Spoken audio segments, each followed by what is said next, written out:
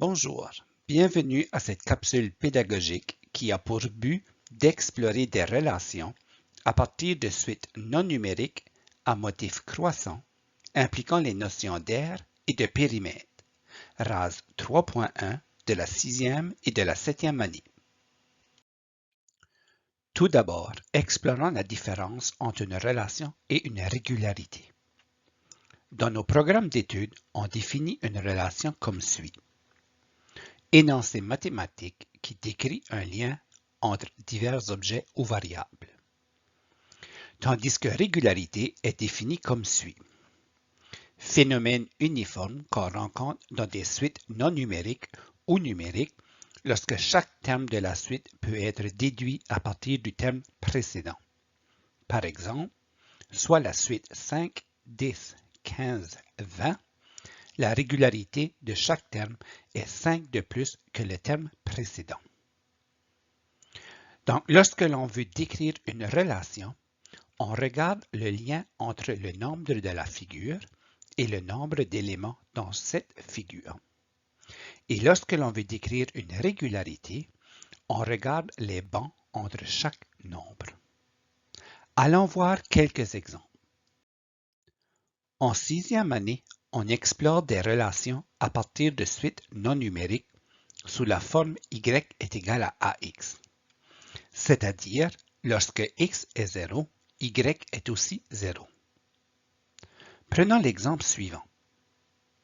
On demande à l'élève de décrire la relation qu'il observe en regardant cette suite. L'objectif est d'apporter l'élève à décrire la relation en fonction de groupe dans le but de l'aider lorsque va venir le temps de représenter des relations à l'aide de symboles. L'élève pourrait répondre. La première figure contient un groupe de 3 carrés. La deuxième figure contient 2 groupes de 3 carrés. La troisième figure, 3 groupes de 3 carrés. Et la quatrième figure, 4 groupes de 3 carrés. À ce moment, l'élève peut faire le lien entre le nombre de la figure et le nombre de groupes de 3 carrés. Il devient alors plus facile d'extrapoler et trouver le nombre de petits carrés dans les autres figures. Par exemple, on pourrait poser la question suivante.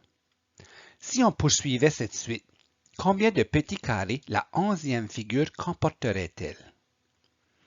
L'élève peut alors se baser sur ses observations et dire 11e figure donne 11 groupes de 3 carrés, donc je peux faire 11 fois 3, ce qui donne 33 petits carrés.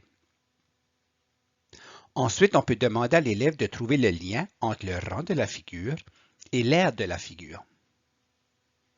L'élève pourrait répondre 3 fois le rang donne l'aire de la figure. Avec ces informations, l'élève peut trouver l'aire de n'importe quelle figure dans cette suite. Par exemple, si on lui demandait de trouver l'aire de la 8e figure de cette suite, il pourrait répondre 3 fois 8 donne 32 unités carrées. Maintenant, si on demandait à l'élève de décrire la régularité qu'il observe en regardant l'aire de chaque figure, l'élève pourrait observer que l'aire de la deuxième figure est 3 unités carrées de plus que la première figure. L'aire de la troisième figure est 3 unités carrées de plus que la deuxième figure. Et la quatrième figure est 3 unités carrées de plus que la troisième figure. Donc, il pourrait conclure que la régularité de la suite est que l'aire de chaque figure est toujours 3 unités carrées de plus que la figure précédente. En 7e année, on explore des relations à partir de suites non numériques sous la forme y est égal à ax plus b, c'est-à-dire lorsque x est 0, y a une valeur autre que 0. Prenons l'exemple suivant. On demande à l'élève de décrire la relation qu'il observe en regardant cette suite. L'objectif est toujours d'apporter l'élève à décrire la relation en fonction de groupe, dans le but de l'aider lorsque va venir le temps de représenter des relations à l'aide de symboles. L'élève pourrait répondre. La première figure contient un carré, plus un groupe de 2 carrés. La deuxième figure contient un carré plus 2 groupes de 2 carrés. La troisième figure, un carré plus 3 groupes de 2 carrés. Et la quatrième figure, un carré plus 4 groupes de 2 carrés. À ce moment, l'élève peut faire le lien entre le nombre de la figure et le nombre de groupes de 2 carrés.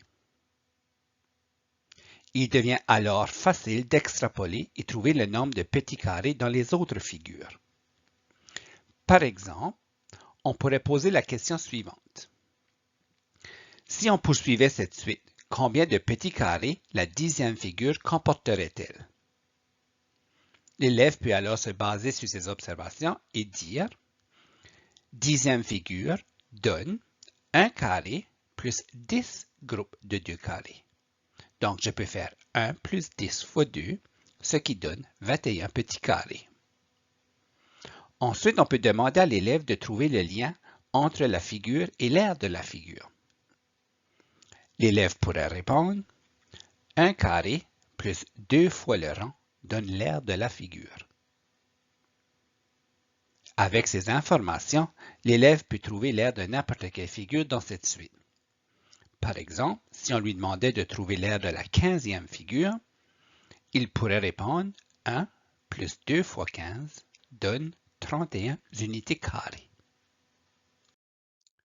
Maintenant, si on demandait à l'élève de décrire la régularité qu'il observe en regardant l'aire de chaque figure, l'élève pourrait observer que l'aire de la deuxième figure est 2 unités carrées de plus que la première figure, l'aire de la troisième figure est 2 unités carrées de plus que la deuxième figure, et la quatrième figure est 2 unités carrées de plus que la troisième figure.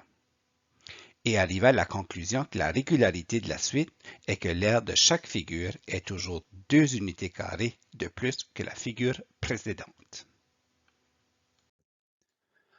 En 7e année, on explore aussi des relations à partir du périmètre. Prenons l'exemple suivant. On demande à l'élève de décrire la relation qu'il observe en regardant le périmètre de chaque figure. L'objectif est encore d'apporter l'élève à décrire la relation en fonction de groupe. En analysant le contour de chaque figure, on remarque les similitudes suivantes. Chaque figure a 6 unités de longueur en commun. 1, 2, 3, 4, 5 et 6. Ensuite, chaque figure a 2 groupes de longueurs différentes. Figure 1, figure 2, figure 3 et figure 4. L'élève pourrait alors dire la première figure contient 6 unités de longueur plus 2 groupes de 1 unité de longueur. La deuxième figure contient 6 unités de longueur plus 2 groupes de 2 unités de longueur. La troisième figure, 6 unités de longueur plus 2 groupes de 3 unités de longueur. Et la quatrième figure, 6 unités de longueur plus 2 groupes de 4 unités de longueur. À ce moment, l'élève peut faire le lien entre le nombre de la figure et le nombre de longueurs dans chaque groupe. À partir de ces observations, il devient alors plus facile d'extrapoler et trouver le périmètre des autres figures. Par exemple, on pourrait poser la question suivante. Si on poursuivait cette suite, combien d'unités de longueur la 9e figure comporterait-elle?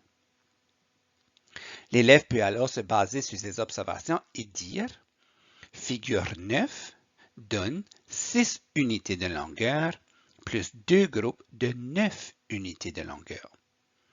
Donc, 6 plus 2 fois 9 donne 24 unités. Ensuite, on peut demander à l'élève de trouver le lien entre le rang de la figure et le périmètre de la figure. L'élève pourrait répondre 6 plus 2 fois le rang donne le périmètre de la figure. Avec ces informations, l'élève peut trouver le périmètre de n'importe quelle figure dans cette suite. Par exemple, si on lui demandait de trouver le périmètre de la 15e figure, il pourrait répondre 6 plus 2 fois 15 donne 36 unités. Et si on demandait à l'élève de décrire la régularité qu'il observe en regardant le périmètre de chaque figure, l'élève pourrait observer que le périmètre de la deuxième figure est 2 unités de plus que la première figure. Le périmètre de la troisième figure est 2 unités de plus que la deuxième figure. Et la quatrième figure est 2 unités de plus que la troisième figure. Donc l'élève pourrait conclure que la régularité de la suite est que le périmètre de chaque figure est toujours 2 unités de plus que la figure précédente. Comme conclusion, on pourrait dire: pour une relation, on décrit le lien que l'on observe entre le nombre de la figure et le nombre d'éléments qu'elle contient. Pour une régularité, on décrit le banc que l'on observe entre chaque nombre. Le but est de décrire en termes de groupe afin de préparer l'élève quand viendra le temps d'écrire une règle.